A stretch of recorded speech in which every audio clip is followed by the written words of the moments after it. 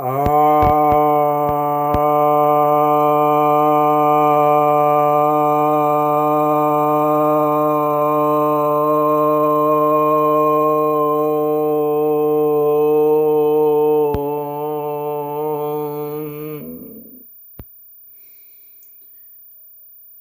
भक्तजनों को सप्रेम नमन।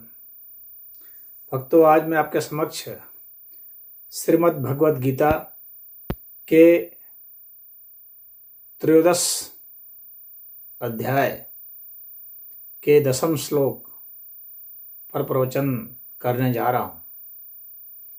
श्री भगवान वाच, श्री भगवान कहते हैं, मयि च अनन्य योगेन भक्तिर अव्यभिचारिणी विभक्त देशवित्तम अरतिर्जन संसदि।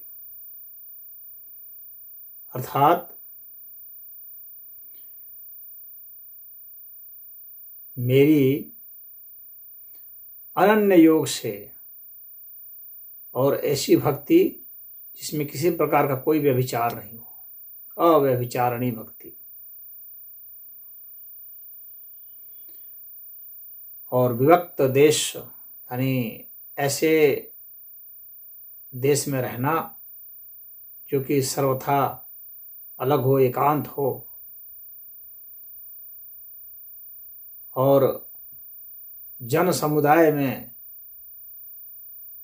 प्रीति का नहीं रखना, उसमें रमना नहीं।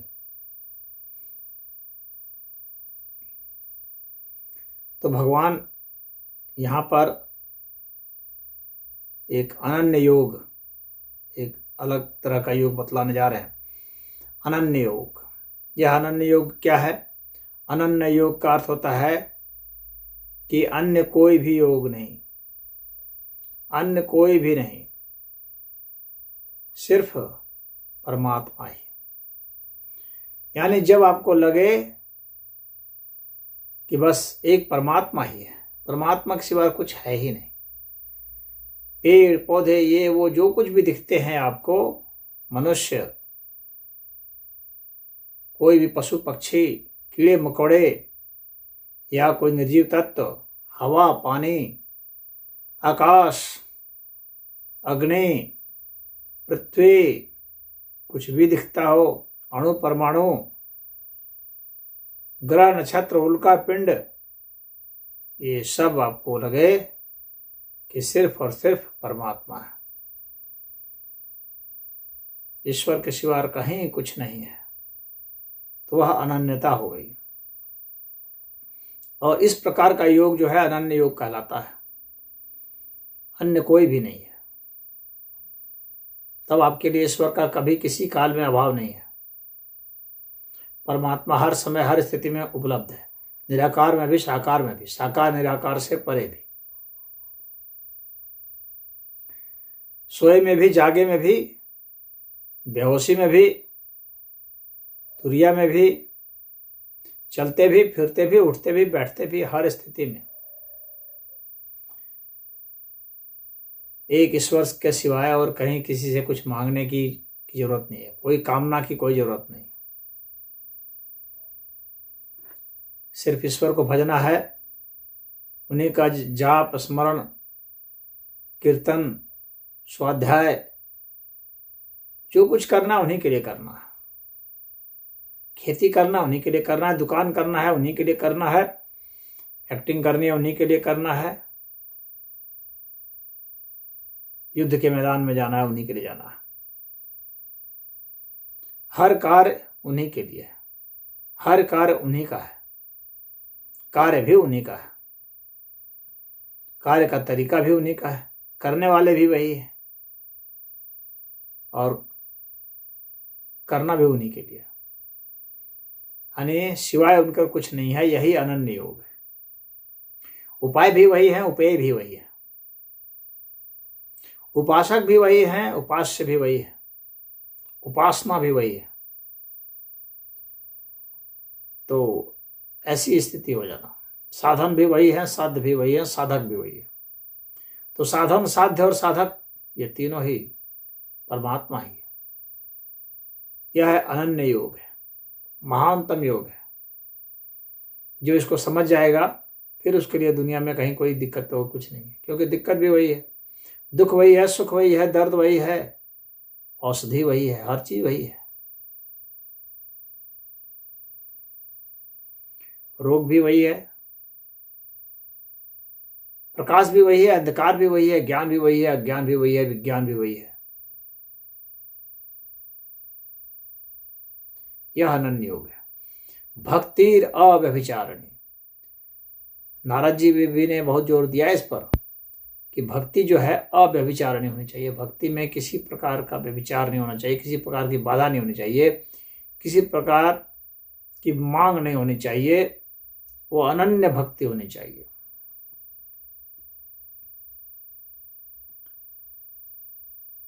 एक भक्ति के सिवा कुछ नहीं मांगना चाहिए। उस भक्ति के तहत ही योग आ जाएगा, या उस ज्ञान योग के तहत ही भक्ति आ जाएगी, क्योंकि ये ज्ञान योग भी और कुछ नहीं है, ये भी भक्ति ही है।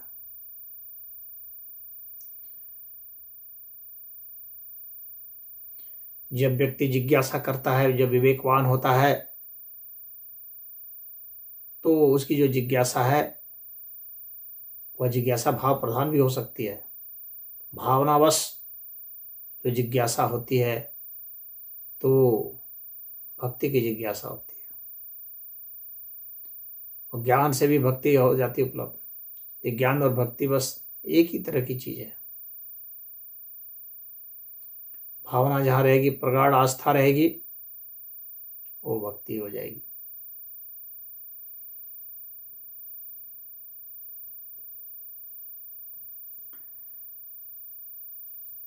तो जो भी जिज्ञासु हैं, जो हर समय भक्ति में लगे रहते हैं, सेवा में लगे रहते हैं, भक्ति अर्थात सेवा, भज धातु से बना है, तो निष्काम भाव से सेवा हम कर रहे हैं, सभी प्राणियों की सेवा कर रहे हैं, यही प्रभु की सेवा है। अपने लिए किसी प्रकार की कोई कामना नहीं।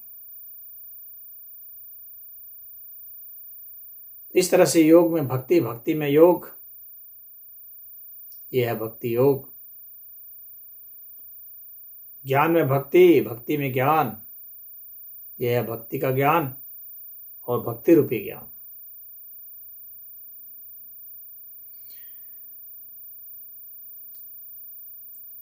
और यह जो ज्ञान है, यह योग है, आप देखेंगे ये भक्ति बहुत अनूठी है। ये साधन के रूप में भी है, साधना के रूप में भी है, और साध्य भी है। यानी ज्ञान से हम भक्ति प्राप्त करते हैं, और भक्ति से ज्ञान एक ही साथ मिले ही हुए हैं, एक ही स्वरूप ही है। इसलिए भक्ति का बहुत महात्म्य है। महर्षि पतंजलि जी ने भी भक्ति के विषय में, हालांकि योग का पूरा उपदेश दिया है उन्होंने, राजयोग का, लेकिन उसमें भक्ति को भी शामिल किया है। शौच, संतोष, तप, स्वाध्याय, ईश्वर प्रणिधानानि नियमः। जब नियम की जो परिभाषा वे कर रहे हैं, तो उसमें उन्होंने कहा है, योग दर्शन के दूसरे अध्याय में मिलेगा। यानी इसमें उन्होंने भक्ति को शामिल रखा है साधना के ही अर्थ में। लेकिन वही जो प्रथम अध्याय है, उसी में पतंजलि जी करें ईश्वर प्रणिधानात्वा, सिर्फ भक्ति से ही वह मिल जाते, भक्ति से ही परमात्मा मिल जाएंगे, अकेला ही। तो वहां पर शुद्ध भक्ति के लिए कहा है, और दूसरे अध्याय में भक्ति को एक साधन के रूप में भी जोड़ दिया है। ये दोनों ही संभव हो जाता है।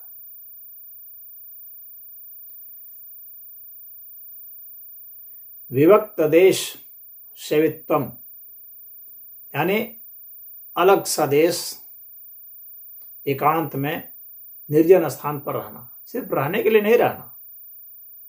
किस लिए रहना? कि हम चिंतन कर सकें, मनन कर सकें, स्वाध्याय कर सकें, तप कर सकें, जप कर सकें, कीर्तन कर सकें, भजन कर सकें। तो इन सब के लिए वहां पड़े रहना, और सबसे बड़ी बात यह है कि हमारा मन, हमारा शरीर, ये सब क्या है? ये सब संसार ही तो है।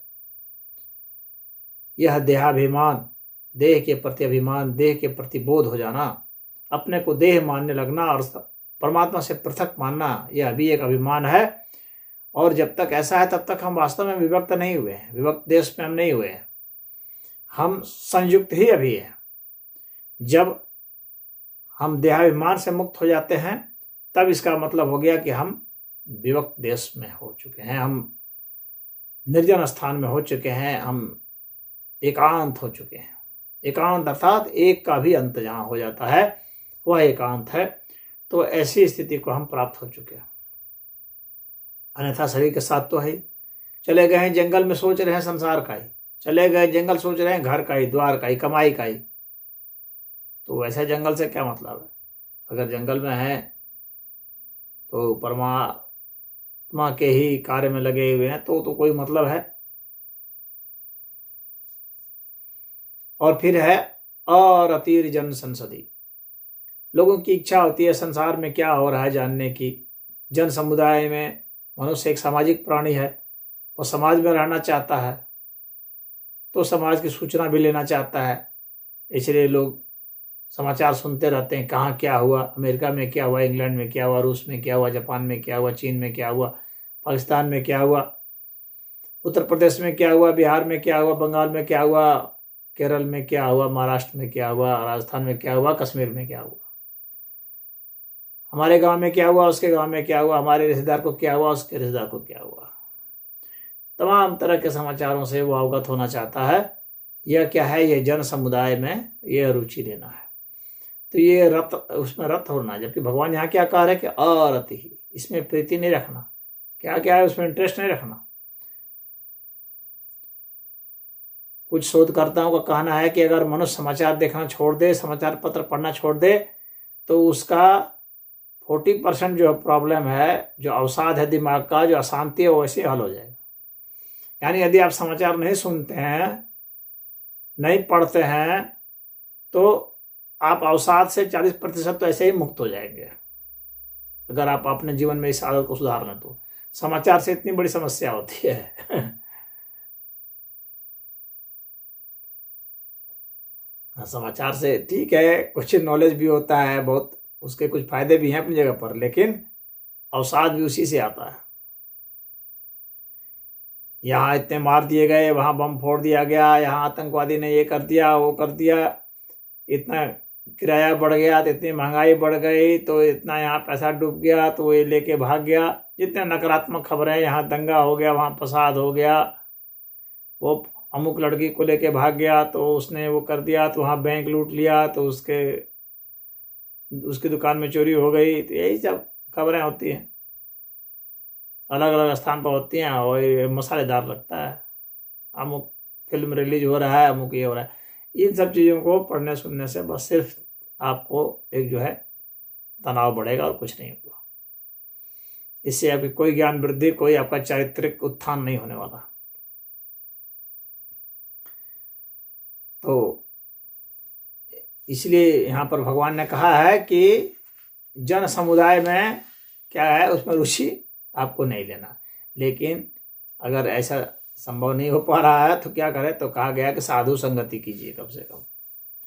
मार्कंडेय पुराण में कहा गया है, संगः सर्वात्मना त्याज्यः सचेत युक्तम न शक्यते, स सद्भिः सह कर्तव्यः सत्ताम संगो ही भेषजम। अर्थात सबसे अच्छा तो यही है कि किसी भी संघ के प्रति कोई आसक्ति नहीं होनी चाहिए। लेकिन अगर ऐसी असंगता संभव नहीं होती है तो क्या करना चाहिए कि व्यक्ति को चाहिए कि साधुओं के संगत करे, क्योंकि वे एक जो है औषधि का काम करते हैं, दवाई का काम करते हैं, वे असंगता को आपको उपलब्ध करा देंगे। तो ऐसी स्थिति को प्राप्त आप हो सकते हैं। तो यही इस का अर्थ था कि भगवान के पर पूरा निर्भर हो जाइए, और जो भी आपको मिलते हैं, आपके माता हैं, पिता हैं, पत्नी है, भाई हैं, बहन है, गुरु हैं, जो भी हैं, इन सब में यदि आपने ईश्वर तत्व महसूस किया तो वह अनन्य योग हो जाएगा। तो इसमें इतना ही। ओम।